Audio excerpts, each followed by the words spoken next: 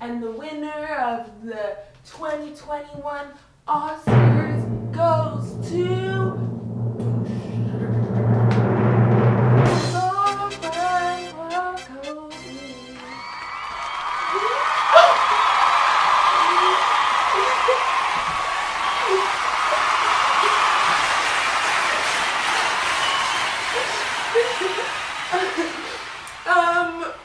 First, I would just like to thank the Academy of Old White Men for this golden miniature statue.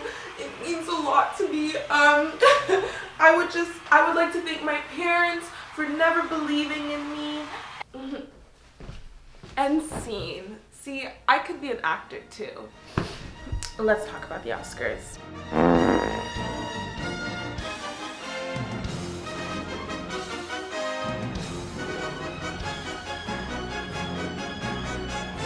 But first, do y'all think the YouTube algorithm will like me better now that I have straight long hair?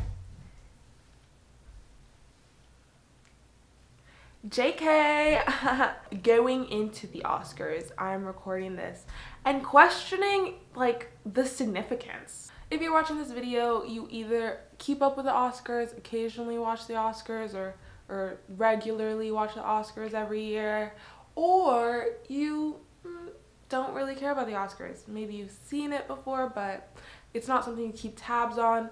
Whatever the case may be, we're gonna have a conversation about what's the point of the Oscars. What do the Oscars do? Who do the Oscars help? Are the Oscars relevant? Do they even is it necessary? Does it even work? What's the point? What is all these questions?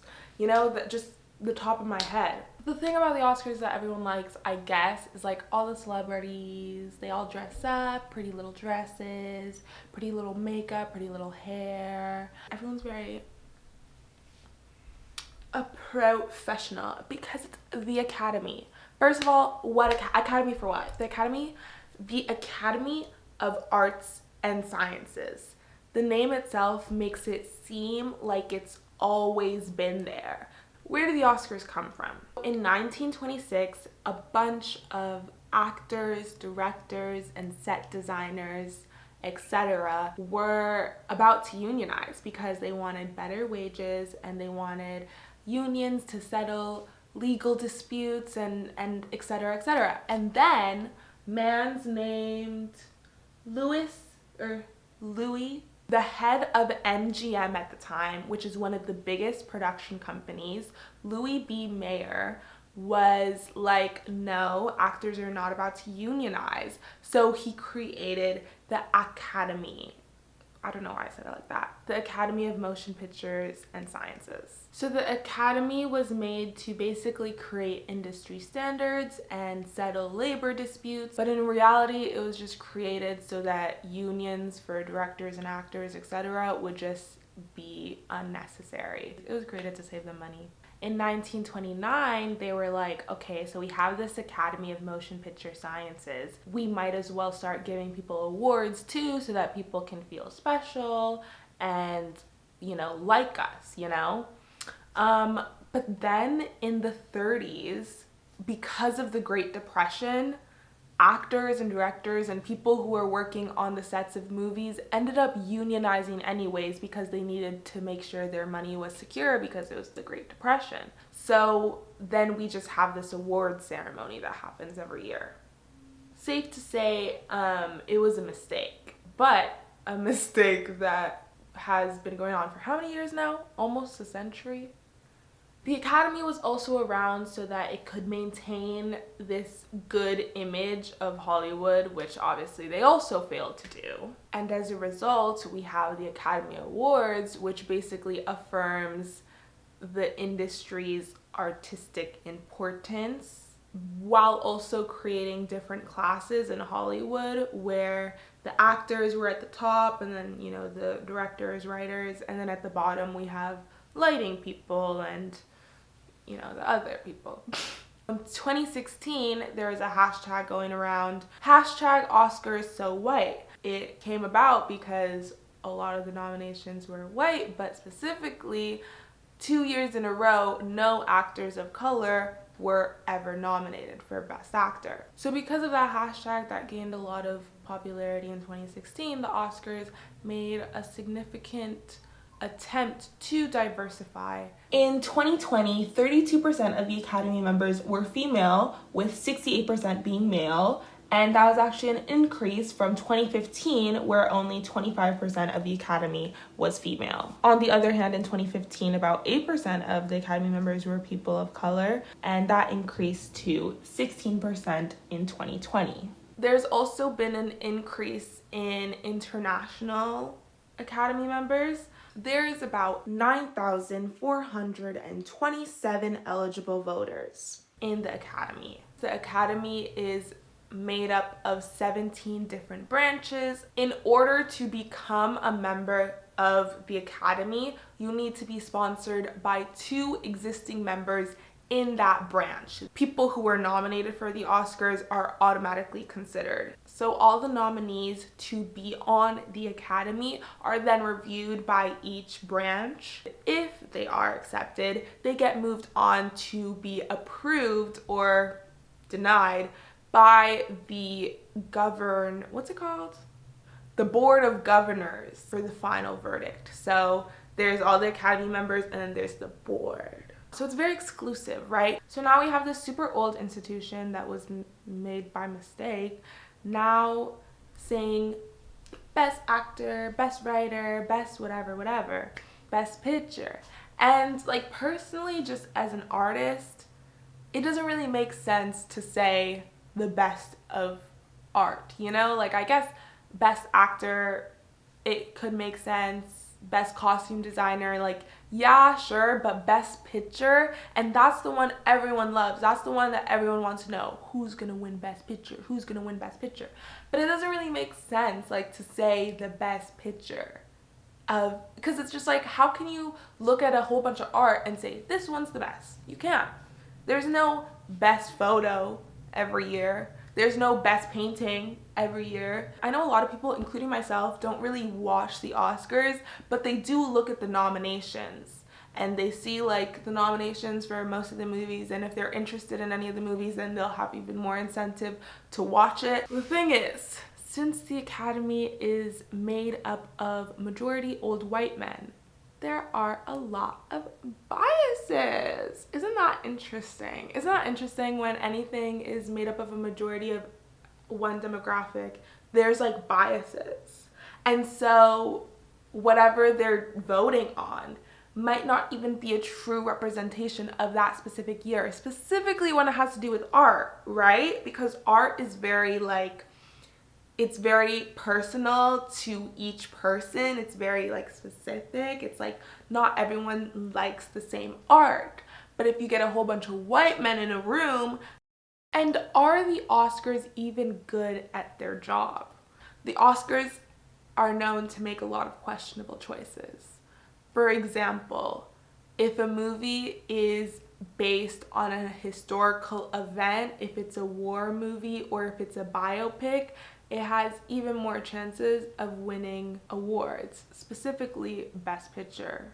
And the Oscars tend to nominate safe movies, movies that are inspirational, very safe bets. Like they don't usually nominate movies that are outlandish or are doing something new in the industry. The movies that win are usually the safest bet. There are so many movies that have had a huge influence on the industry and basically shaped the industry to what we know it to be now, that were never even nominated, or if they were nominated, did not win. Do the Right Thing lost to Driving Miss Daisy. Have y'all even heard of Driving Miss Daisy? I have not heard of Driving Miss Daisy until I realized that it won Best Picture. Nothing came easy. Morning, Miss Daisy. You leave my flower bed alone. They didn't connect. Who the fuck is Miss Daisy? Also, Bohemian Rhapsody won Best Editing when a lot of people have critiqued how terrible editing the movie had.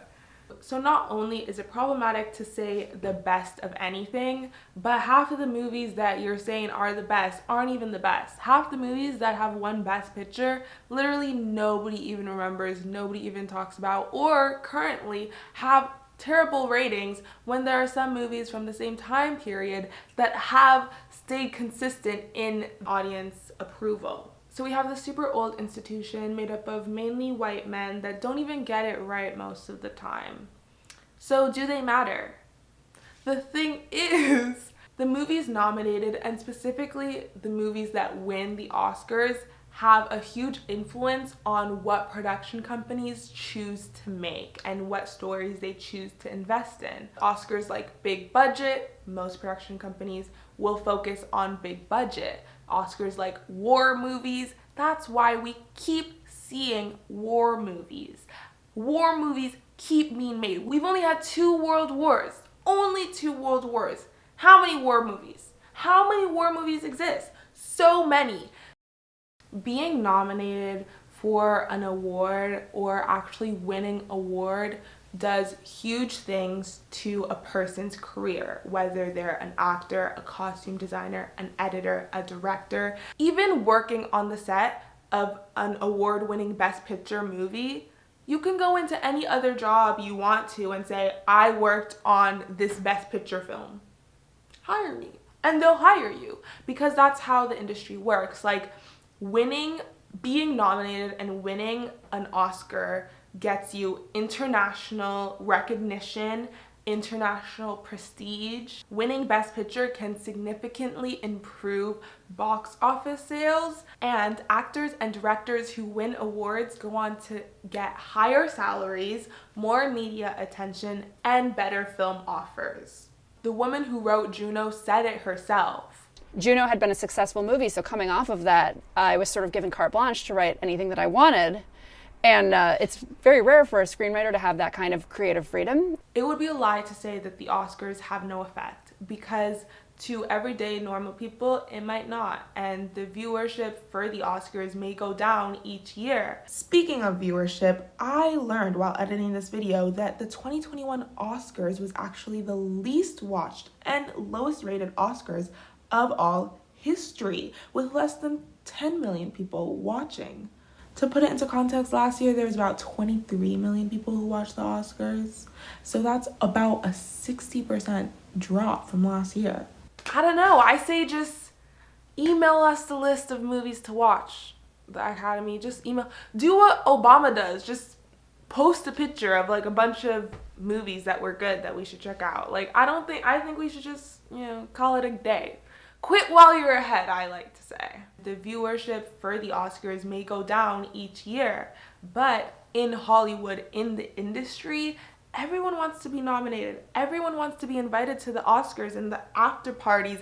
Everyone wants to wear the pretty dress, and everyone wants to win because it does amazing things for your career.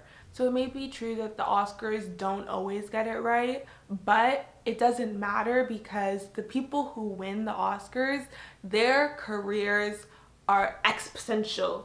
I think that's what it's called. I don't know, I dropped math, but so do the Oscars matter? Yes. In the film industry, in Hollywood, yes, Oscars matter. Do the Oscars always choose the best movies or the best people to win these awards? No. Are the Oscars relevant to the normal, average, everyday person? Probably not. To the movie lover? Maybe a little bit. The nominations are, at least. To Hollywood? Yeah, super relevant. But are they necessary? Like, where do we go from here? Sure, the Oscars can continue to try to diversify its members so that there are more people of color and more women on the Academy. That doesn't necessarily mean that they'll pick better movies or we'll see better results. We could see more diverse results. This one really trips me up because I'm like, it's there. Like, the institution exists. It already has so much prestige attached to it. I don't foresee it going away. Like, I see it being there for the indefinite future. what I do know is that actors, directors, literally anyone in the industry, they shouldn't be making movies or signing on to movies with the hopes of winning an Oscar for that specific movie. Like, we see great directors making boring movies just so that they can get a nomination. The movies that actually do end up going down in history and shaping the film industry and cinema in general are not movies that were nominated or won the Oscars. They're movies that were daring and too outlandish to even be considered. But if you do want to aim for in your career to win an Oscar, then good luck making that war movie or biopic or historical fiction. Good luck with that. Hope you enjoyed this video. My name is Flora Narcobi. This is the Flora Narcobi channel, and I'll see you next week. Ding.